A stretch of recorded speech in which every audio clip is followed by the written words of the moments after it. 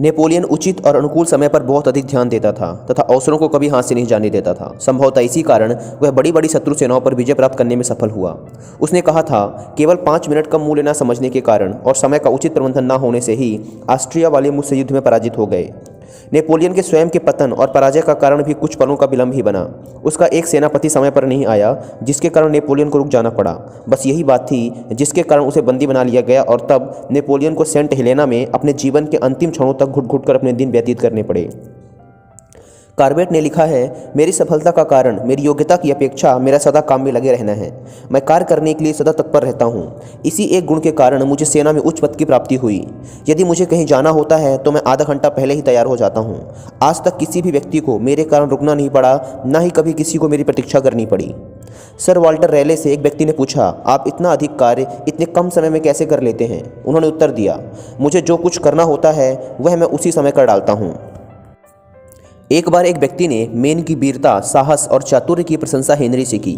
थोड़ी देर बाद हेनरी ने बहुत शांत भाव से कहा, तुम्हारी बात ठीक है, वह अच्छा सेनापति है, किंतु मैं सदैव उससे 4 घंटे आगे रहता हूँ।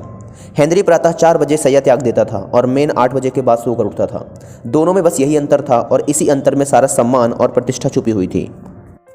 वास्तव में संसार के महान व्यक्ति प्रातःकाल ही उठा करते थे। रूस का महान शासक पीटर द ग्रेट बहुत अंधेरे ही उठा करता था। वह कहता था, जितना हो सके मैं अपने जीवन को लंबा करना चाहता हूँ। ग्रेट अल्फ्रेड भी ब्रह्म मुहूर्त में उठा करता था। प्रातःकाल के घंटों में ही कोलंबस ने अपनी अमेरिका यात्रा की योजना तैयार की थी। नेपोलियन ने भी अपनी विश्व विख्यात विजय यात्राओं की तैयारियां प्रातःकाल ही की थी। कोपरनिकस आदि ज्योतिष विज्ञान के अधिकांश विद्वान भोर होते ही अपने बिस्तर से उठ जाया करते थे। अमेरिका का महान विद्वान वेबस्टर सवेरा होने से पहले ही लगभग 30 पत्रों का उत्तर लिख डालता था।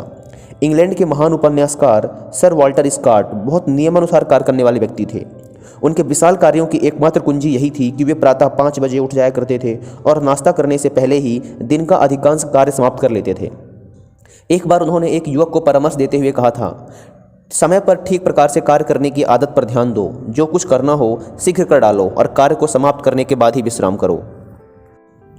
सैमुअल ड्यू एक चर्मकार था। एक बार उसका दिन का अधिकतर भाग किसी राजनीतिक वार्ता में व्यतीत हो गया, तो वह दिन के कार्य को पूरा करने के लिए रात को काफी देर तक काम में जुटा रहा।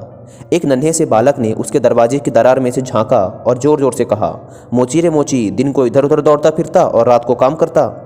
सैमुअल ने यह बात अपने एक मित्र को सुनाई तो वह बोला, तुमने उस नटखट को पकड़कर 2 तमाचे क्यों नहीं जड़ दिए? सैमुअल ने बोला, अरे नहीं भाई, मैंने तो हाथ का काम भी छोड़ दिया और मन में विचार किया, लड़का ठीक तो कहता है। दरअसल दुकान के ऊपर के कमरे में अपने माता पिता के साथ रहने वाले उस लड़के को मेरे हथौड़े की ठक ठक से नींद नहीं आ रही थी। मैंने उसकी बात को दिल में उतार लिया और निर्णय किया कि लड़के, मैं तुम्हें दोबारा ये शब्द कहने का अवसर नहीं दूंगा। उस लड़के के कहे शब्द सैमुअल के लिए ईश्वर की आवाज़ सिद्ध हुए और उसकी बात जीवन भर उसके लिए लाभप्रद रही। सैमुअल ड्यू ने उसी से सीखा कि आज का काम कल पर नहीं छोड़ना चाहिए और काम के समय किसी प्रकार की शिथिलता नहीं करनी चाहिए। तब से उसने समय यापन वाली प्रवृत्ति छोड़ दी और एक व्यवसायी के रूप में आत्मनिर्भर बन गया तथा एक लेखक व वैज्ञानिक के रूप में विख्यात हुआ। समय का मूल्य जो पहचान लेता है, जो टाइम को मैनेज करता है, अंततः सफल वही होता है।